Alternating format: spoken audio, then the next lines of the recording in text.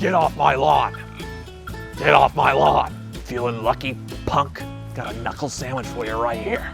You not mess with me. Yeah, you best turn around. Turn around now. Go home. Doing my best. Clint Eastwood here. When I bought my 1996 Buick Park Avenue Ultra for only $2,100 6 months ago, I knew it was a rare unicorn in the Buick world, but I had no idea how excellent of a car it would be. Only $2,100 bought me one of the greatest final examples of the glorious land yacht era. And despite weekly emails from people offering to buy it, my grandson has to help me open those emails, but anyway, there's no way I'm selling it. Really? You're gonna have to pry these keys from my cold, dead hands. Now, I know that joke has a ring of truth to it, as many excellent examples of 80s and 90s land yachts have come out of estates, often from their original elderly owners who never felt the need to upgrade. In my Buick's case, I was told the original owner had it for 20 years before the second owner purchased it, and I bought it from him and have enjoyed the car for 6 months. I totally understand why someone would keep this thing for decades. Because I probably will.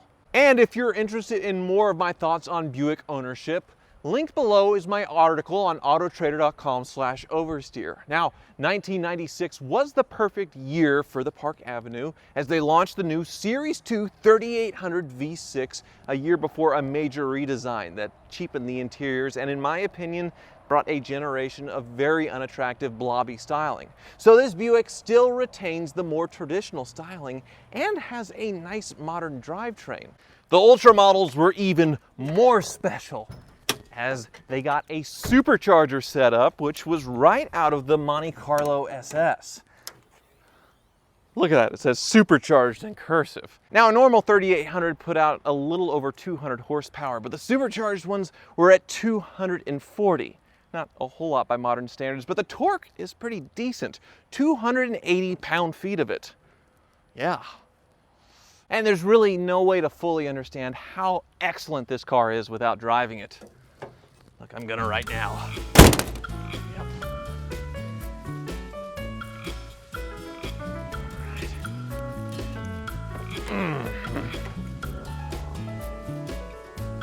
Oh!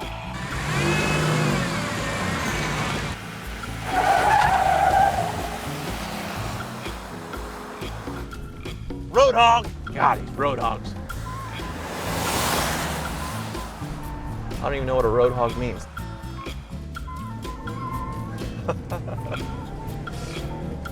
That torque is hilarious with the front wheel drive. And if you didn't watch my first video on this when I bought it, you should probably go back and check it out because I described all the cool things with this Buick Park Avenue. It's a mix between old and new, where it's old school with real metal buttons and metal plates to hold things on, but also lots of cool new technology, like the engine, the supercharger, automatic climate control that's dual zone, and of course my favorite, the radio that you can control the volume knob with on the steering wheel.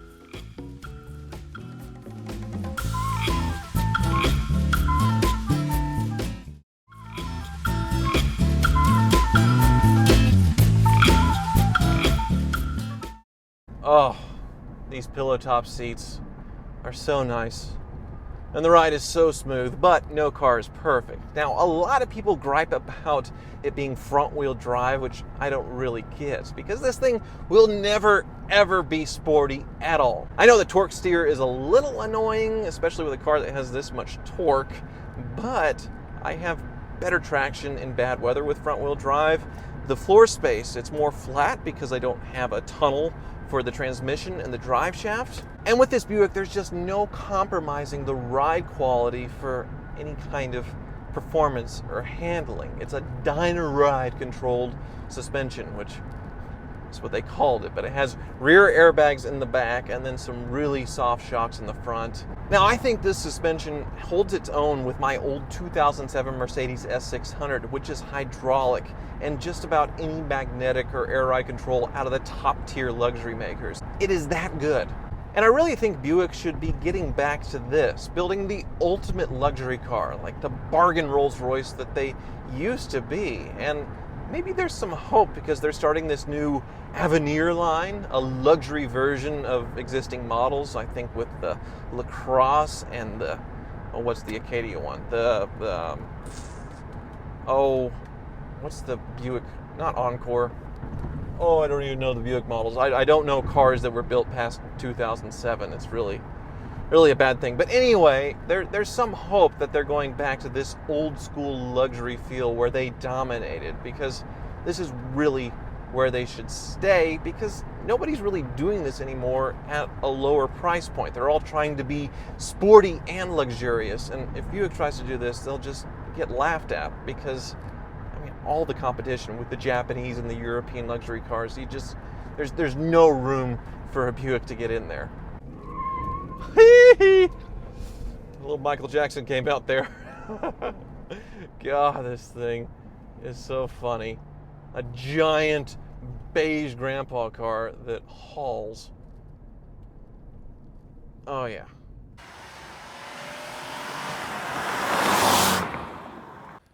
Even though my Buick is a truly excellent car, it is over 20 years old, and I have had a few problems. I purchased the car with a sagging rear, which required replacing both air ride shocks as well as the air pump to fix it. I also had to repair a noisy blend door on the inside for the climate control. It'd make a flatulent sounding noise for about 30 seconds every time I started the car. Kind of a... Now, my passengers found this really funny, but I had to get that taken care of pretty quickly. After the initial sorting, the only other thing that I've had to do is replace the alternator, as it was making an annoying squeaking noise. Unfortunately, replacing the belt for the alternator requires disconnecting the motor mount so you can put the belt around it. Pretty bad, but none of those jobs are very expensive. In all, I spent a little over $1,000 sorting it out and additional repairs in the last 6 months, so not bad. I could probably get close to the total that I have invested back if I wanted to sell, but there's nothing I could really buy for $3,000 that could come even close to replacing this car. Despite having much more expensive cars in my fleet, a Ferrari, a Tesla, I do drive this thing regularly. And even if I didn't drive it much, the rarity of this car would give me pause to sell it. So unless I do something crazy like buy a Rolls-Royce Phantom next week, I'll probably keep this car until I'm so old my kids take the keys away after hitting the neighbor's trash cans for the 50th time. By then, we'll hopefully have floating autonomous pods to ferry us around, so it won't really matter. Thank you for watching.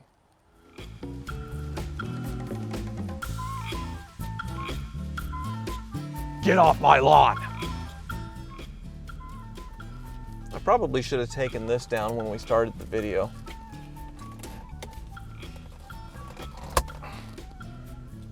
Sorry about that. It doesn't even smell anymore. Lavender and vanilla. Drag racing a Mini Cooper. Problem is she doesn't know we're drag racing. Smoked her!